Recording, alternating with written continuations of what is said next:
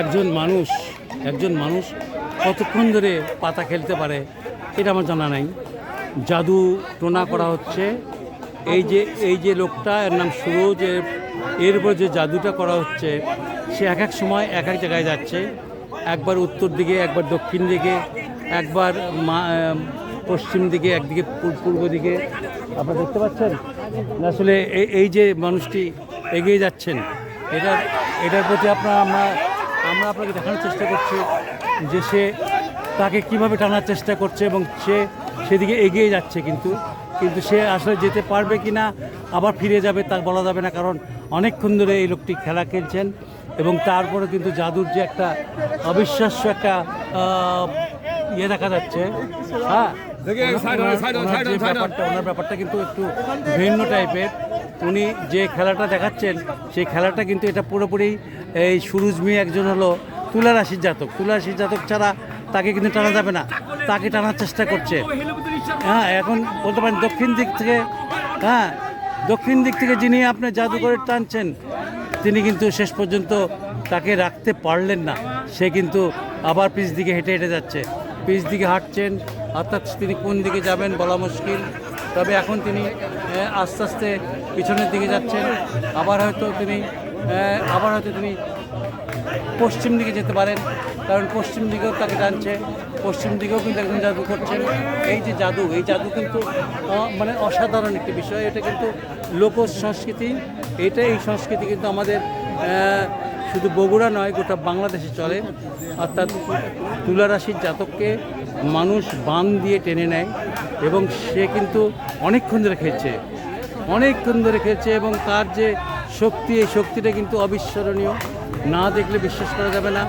সে কিন্তু যাচ্ছে সামনের দিকে, তাকে টানছে, সে কিন্তু চলে গেছে, প্রায় চলে গেছে, না সেখান থেকে সরে গেল এবং সরে গিয়ে সে কিন্তু চলে গেল পশ্চিম দিকে। এবং পশ্চিম দিকে কিন্তু পশ্চিম দিকেও সে কিন্তু ঘরের মধ্যে ঢুকলো না, তার মানে পশ্চিম দিকেও তাকে টেনে রাখতে পারলো না।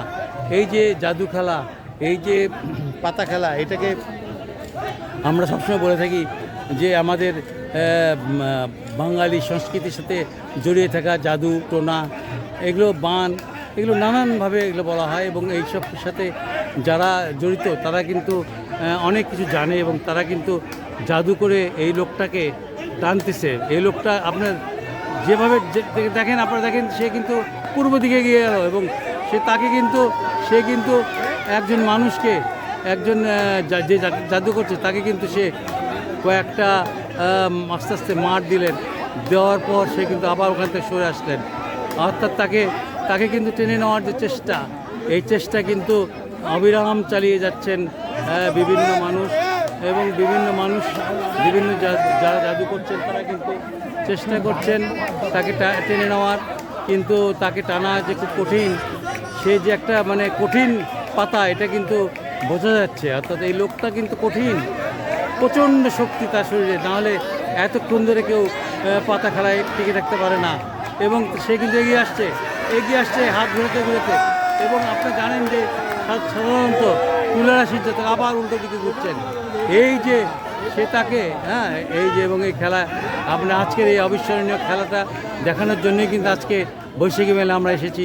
এবং বৈশাখী মেলায় সে কিন্তু দেখেন আস্তে আস্তে সে কিন্তু তারপরে কিন্তু দেখেন আপনার চেষ্টা করছেন তাকে, কিন্তু না, তিনি নিজেই পড়ে গেছেন, তাকে কিন্তু তিনি আটকে রাখতে পারলেন না এবং আস্তে আস্তে সে আবার কিন্তু আরেক দিকে হেঁটে যাচ্ছে।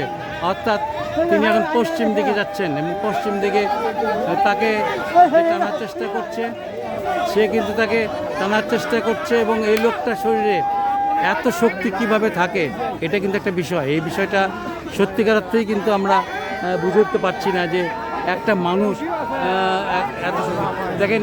আবারও কিন্তু পশ্চিম দিকে আরেকটি কোণায় গেছে, অর্থাৎ চতুর্দিকেই তার দৌড়াদৌড়ি সবাই তার উপরে বান মারছেন এবং বান মারার ফলে সে এই 7 জন মিলে তাকে টানার চেষ্টা করছে, কিন্তু কেউ তাকে টেনে ধরে রাখতে পারছেন না, কারণ একটা শক্তিশালী মানুষ এবং শক্তিশালী পাতা বলা হয়।